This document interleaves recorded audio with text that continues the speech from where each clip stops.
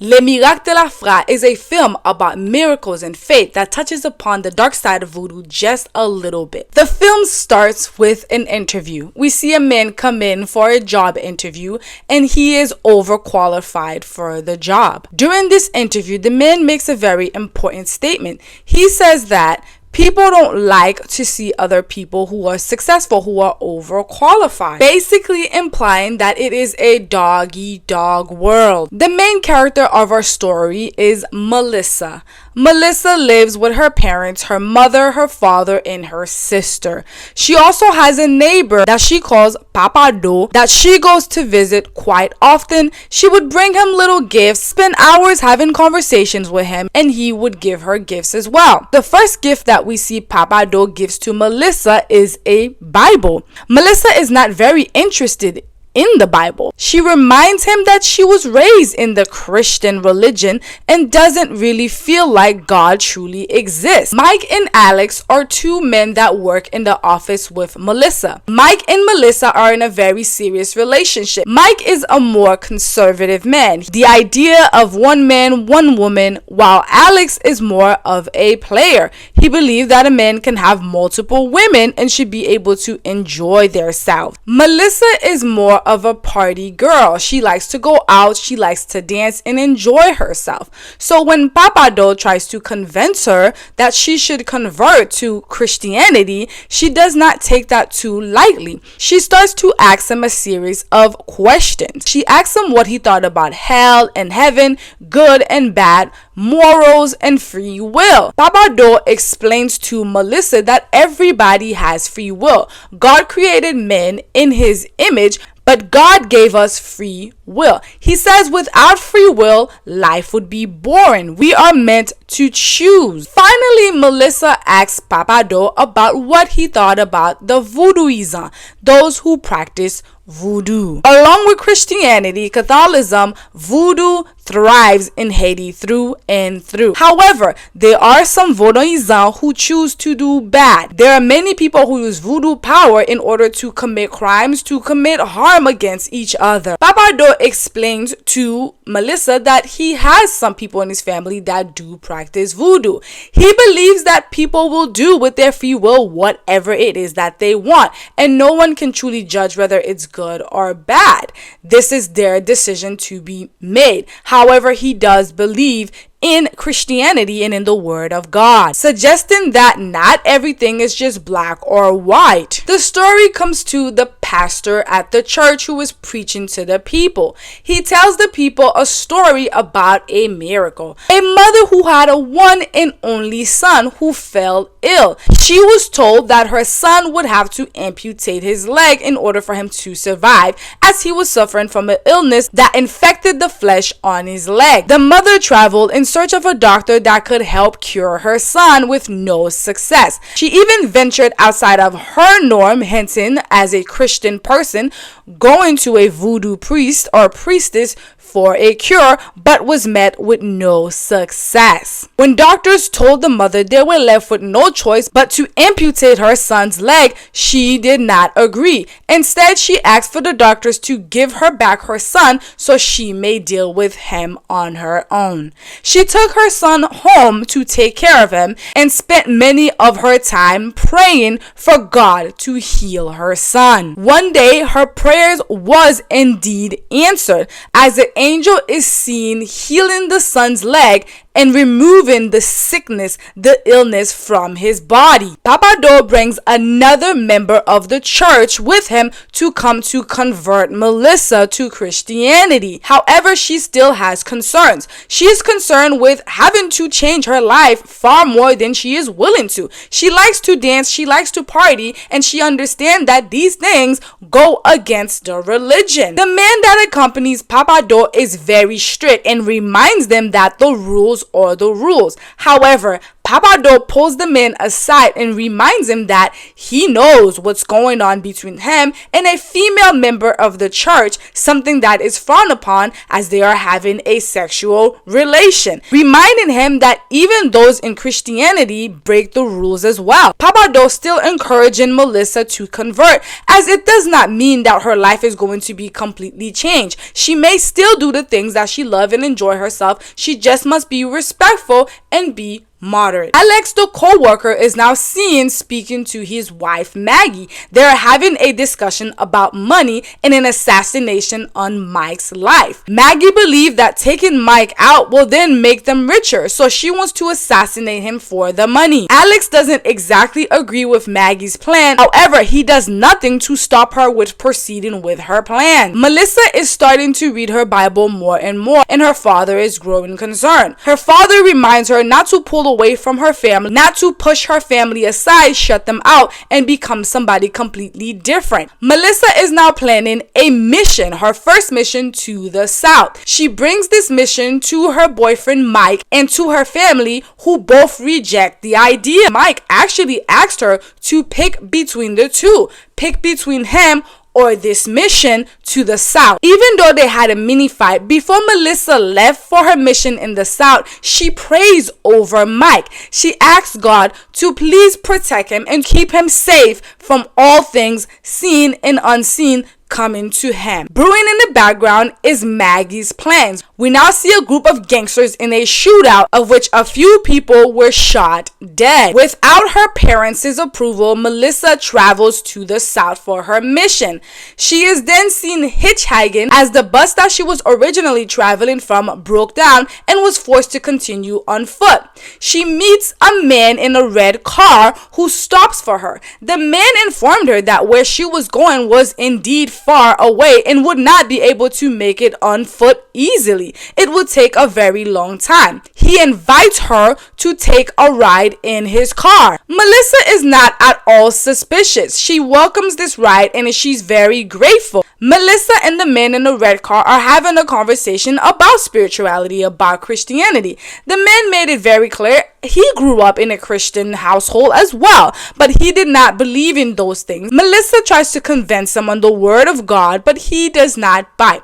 Instead, he makes Melissa feel very uncomfortable. He tells her that he has encountered many different women before, especially at work, and none of which grab his attention. However, Melissa did, and that she is a very different woman. Melissa excused herself to go use the washroom, and this is when we can see an angel come over to the man and puts him in a sleep trance in which he was no longer interested in doing the things that were implied to Melissa. But instead, all he wanted to do was sleep and encourage Melissa to sleep as well, as they have a long road in the morning. Maggie and Alex meet with the hitman to discuss the price. After Alex and Maggie meet with the hitman, Maggie goes to see the hitman and makes an extra payment on top of what it costs for the assassination on Mike's life. The hitman starts to stalk Mike. He parks his car in front of Mike's house, so when he comes home from work, he'll be able to do his deed.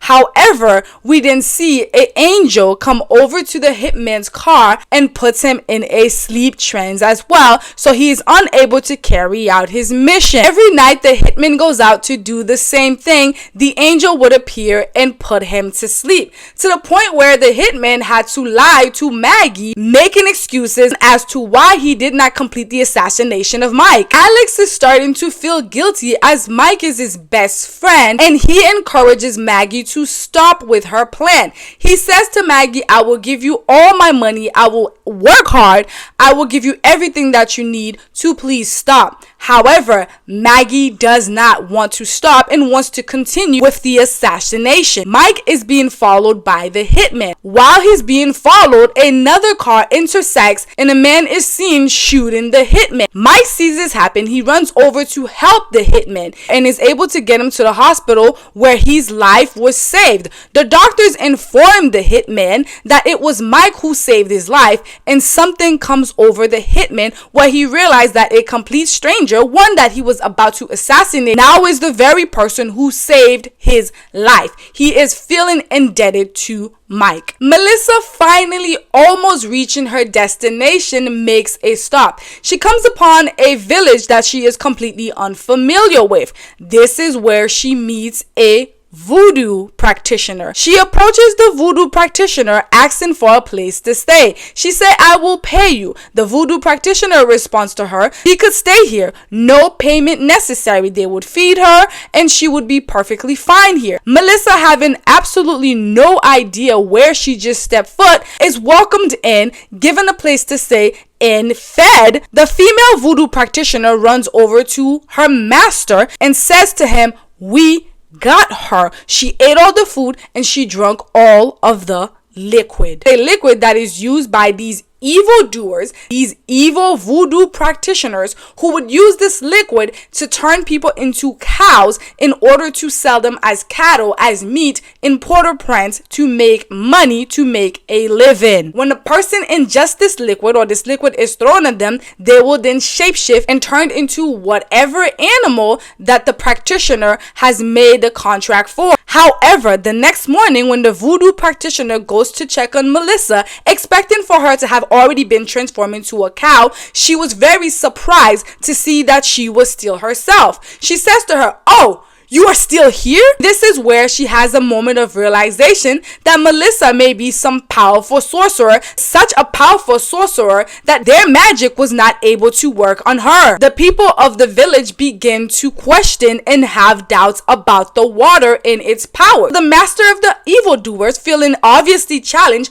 grabbed the man that was the loudest about the water not working and made an example of him. He said to him, "Oh, this water does not work. You sure this water does not work?" He throws the water on him and then poof, he transformed into a cow, making it even more mysterious as to why Melissa was unable to transform into a cow herself. Now the master sends one of his servants to go and spray the water or splash the water onto Melissa to transform her into the cow. But when he goes to do so, he is met with a force field, unable to enter the room where Melissa sleeps, and could not complete the mission. That night at the voodoo ceremony, the master noticed that the voodooism that met with Melissa was acting differently. She was very strange and she was not participating as she normally would. Solange is the name of the voodooism. Solange confronts Melissa and says to her, "What is that power? What power allows for you to not be able to transform into a cow?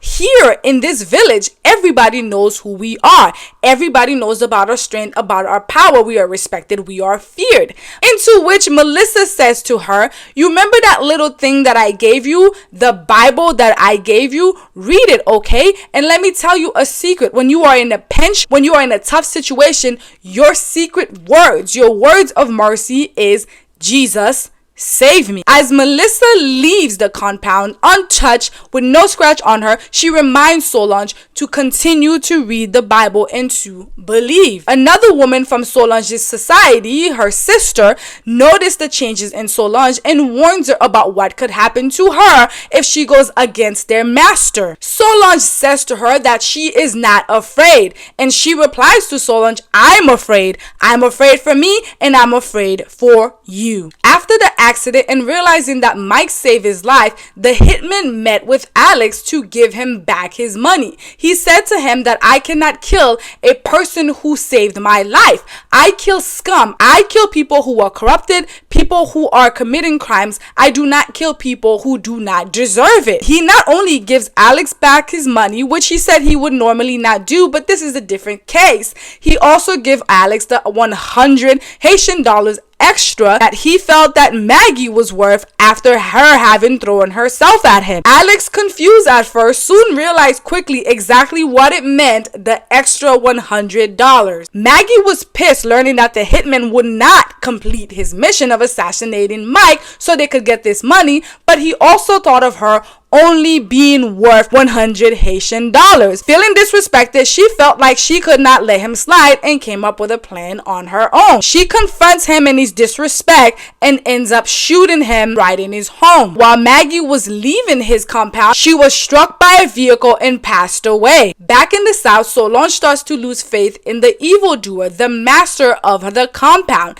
She starts reading her Bible, praying, and encouraging her children to pray as well. Eventually, the master catches wind of what Solange is doing, and she is being held to be sacrificed for her betrayal. She is to be beheaded with a machete. Solange remembers her fate and what Melissa told her. When you are in a pinch, your secret words, your word of passage, your word of miracle is Jesus, save me. And that is exactly what Solange says. As the machete is coming down to cut Solange's head, poof, she disappears and ends up against a tree, safe and sound. Mike confronts Alex about the assassination and about their friendship, in which Alex explained that it was all Maggie's idea and he did not want to be involved with it, and he tried to stop her. Mike does forgive Alex, reminding him that a man should not always do what a woman says. Melissa has now completed her mission safe and sound and is about to head home. But before she heads home, she comes to visit Solange one more time. She asks Solange about what has been going on, and Solange tells her that she is basically in control of the village now, and she encourages the people to pray, to convert, and that things have changed under her. Melissa, however, reminds her that people still have free will and she should not force people to do things that they do not want to do. Solange tells Melissa of the unfortunate sad news of her sister, who did not share the same faith as her. Her spiritual sister was captured by the master, who does end up sacrificing her. Solange said that she gave her the words of power just as Melissa did for her, but her spiritual sister just did not have the same faith and did not use them, so she met her untimely doom. This story is all about faith, what you believe in.